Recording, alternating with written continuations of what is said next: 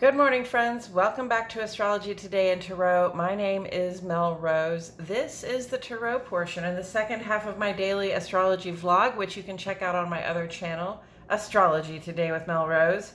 Here, I will discuss the tarot card that sits on the side of the page. Then I'll do a quick review of the day's aspects before I play another card that may give us something more to think about. So let's get into it. The card that sits on the side of the page today has changed. It was the Nine of Pentacles yesterday. Today it is the Ten of Pentacles, and that means we have entered the final 10 days, or the third decan of the Sun's transit in the land of Virgo. Virgo is an earth sign, and pentacles or coins in tarot represent earth element symbolism, and earth element symbolism is about the material resources we have and what we are willing to do with them, what we're willing to work, or what work we're willing to give, or what we're willing to pay to create a sense of security in our lives. And so we come to the Ten of Pentacles, and this is, this is sort of the optimal experience. This is the complete fulfillment of material security in a person's life. Okay, so if we look closely at the card, we see, I think that we're meant sort of to relate to the person at the center of the card who has their back turned, okay? But they're surrounded by family. It looks like maybe a spouse and a child. It looks like maybe a grandmother or grandfather sitting in the corner there, some pets. There is an archway. There is a tall home behind them. So what I'm given to believe here is that we have all the material comforts at home, right? Money is not a concern in terms of getting the things that we need and sort of being able to support the people that we like to keep close to us. And, this card can also relate to sort of the legacy we leave behind, what our children are going to inherit or what we are inheriting from somebody else. But it does really indicate a point of culmination, sort of the end of a journey. And at the end of a journey, see the person in the center there, they have a walking staff, so maybe they have just come home. But it's like the end of the path, and we wound up in the right place. We're in a place that's full of joy. People are happy to see us, and it's something that we built through our own work and wisdom dealing with our material resources. So if this is you, if you're in a Ten of Pentacles space, if you have everything you could possibly need and you're able to support easily the people that you like to keep around you, your family, your loved ones, maybe a couple of extra people hanging around, right? Then you're in a great place, and I wish you congratulations for that. And then with all of that said, I'm going to go ahead and shuffle some cards while I remind myself and the cards that the Sun is in Virgo right now, as is the planet Venus. So Sun in Virgo is a time where in our work, social, and civic lives, we seek to sort of rearrange things. We want to solve problems. We want to make things work better for us at this time. We're looking for efficiency. We're looking somewhat for speed. We're looking for somewhat like material ease in our lives, so that we get in the car and it always runs for us. We come back to the house, it's always exactly the way we left it.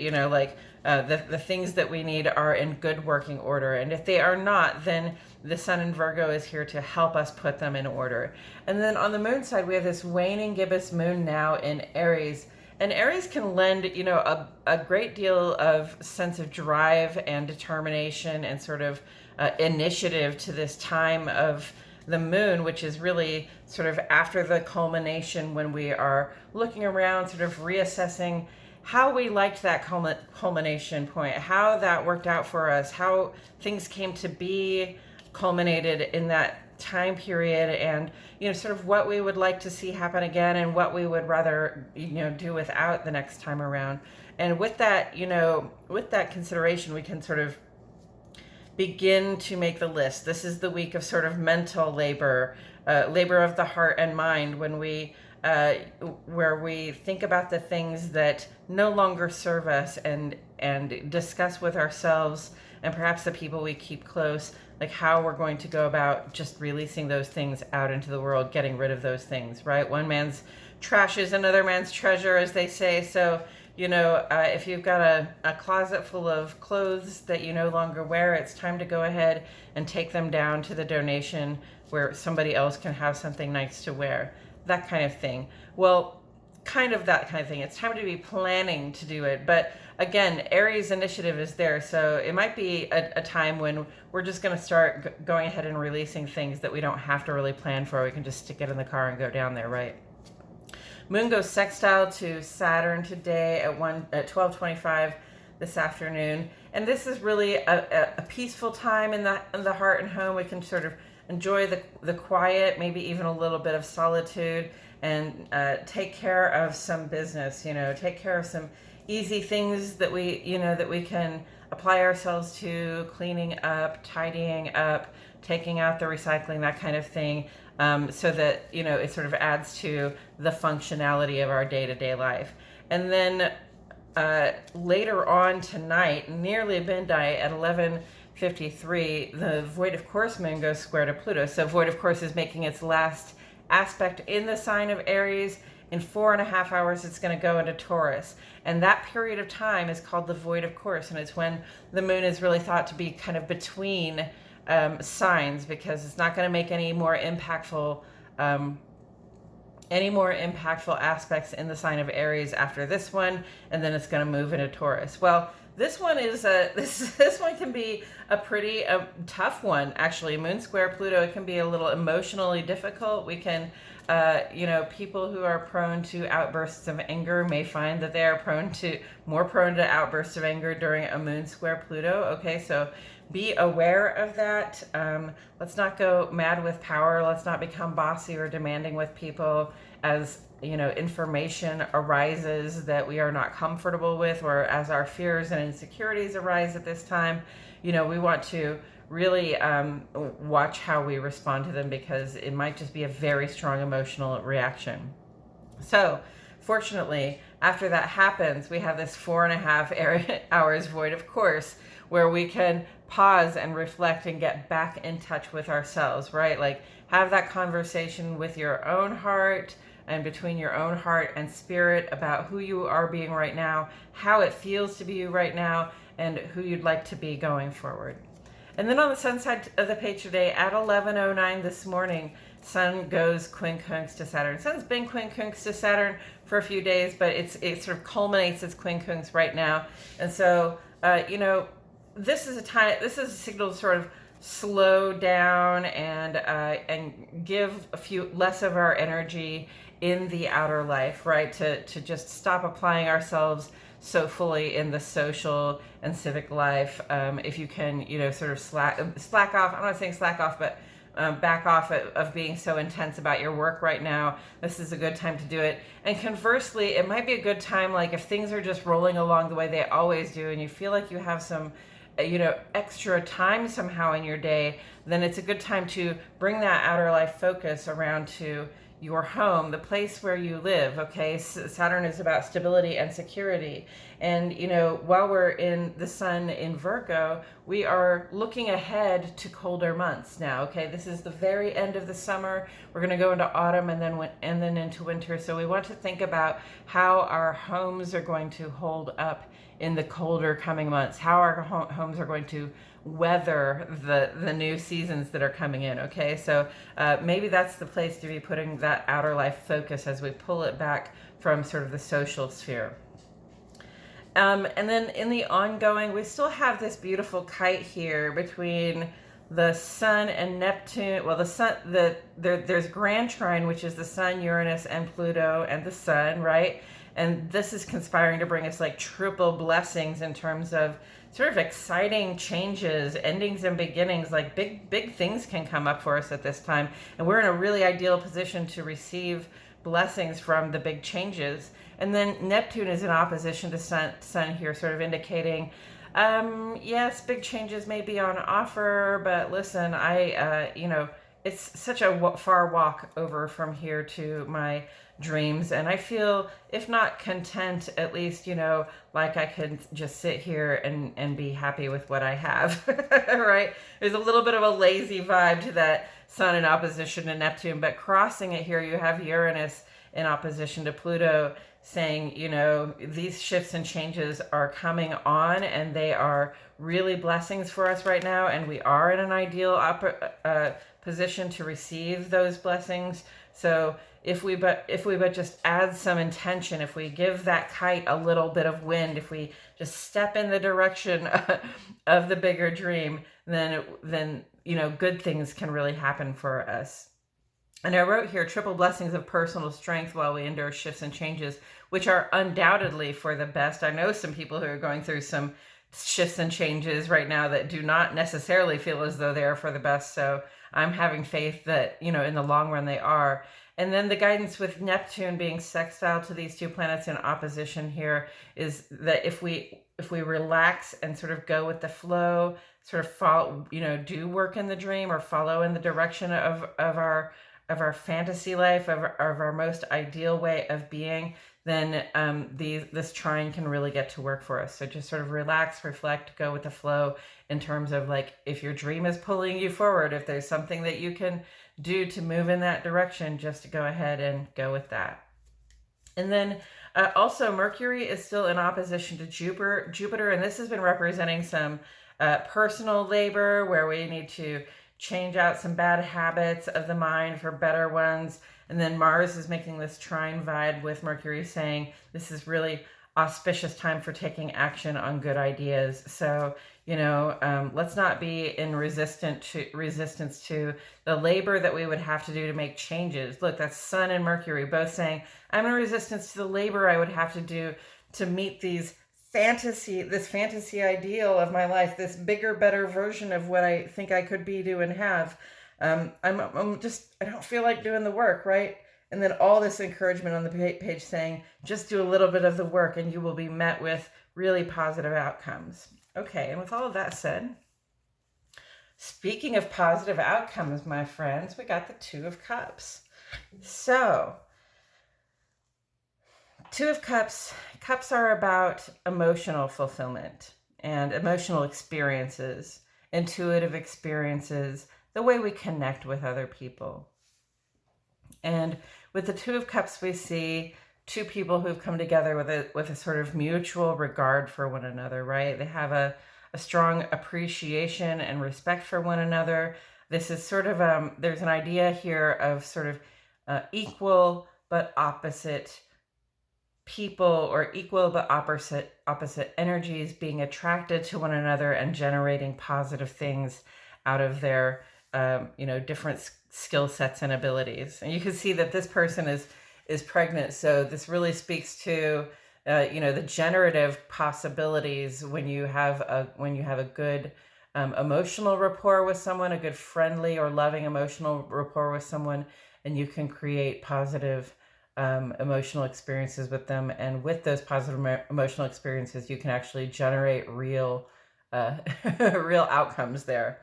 Okay, it doesn't have to be a baby. It's just representative of really any material thing you might try to build for yourself that would make you feel more contented, happy, accepted, embraced, and secure. So I'm gonna take a look out here and see, Cups really relates to the moon, which rules Cancer. It also relates to Scorpio and Pisces, because those are our water signs. Pisces got Jupiter and Neptune over here. So this is very much about, again, and they're so close to one another, and their vibes can be very similar too, because Jupiter wants to give us everything we need to feel as though we are always growing and expanding and having a bigger, more fulfilling, more self-expressing experience, whether that be, getting a bigger, getting a further education, or doing, a bigger business in the world somehow, sort of scaling up your business model, or if it's just about like being able to travel, being able to get out into the world and have experiences. Jupiter wants all of those things for us. And, Jupiter's wanting that for us, has been, in opposition to Mercury for a week or more now, saying, Mercury is saying, that seems like a lot of work. I don't know if I want to undo the mental habits and ways of being that I have, the ways I talk to myself, the ways I deal with people, the ways I go about my day-to-day life. I don't know if I want my routines disrupted so much that I can move in that direction right now. But Mars is here saying, of course, yes, you can. And now is the time to take action and disrupt those routines and create new routines that pull us in the direction of that larger fulfillment of, that bigger idea of what we can be, do, and have. And at the same time, Neptune is over here in Pisces. I lied. Jupiter's in Aries and Neptune's in Pisces, but they're so close together, guys. Neptune is in Pisces, retrograde, really offering us this rational sense of clarity surrounding our fantasy life, right? Like, we can tell the difference between our dreams and our realities, which can, at first kind of be a little bit of a gut punch, especially if we've been, living a fantasy about something and then all of a sudden we wake up to it. But it's also really a superpower. If I know what my dreams are and I know how they are different from my day-to-day reality, then I know which direction to walk in, right? I know which direction to go to get those dreams, those ideals for myself fulfilled. So, I don't know that everybody dreams of having, a partner, a cohort, a co-conspirator,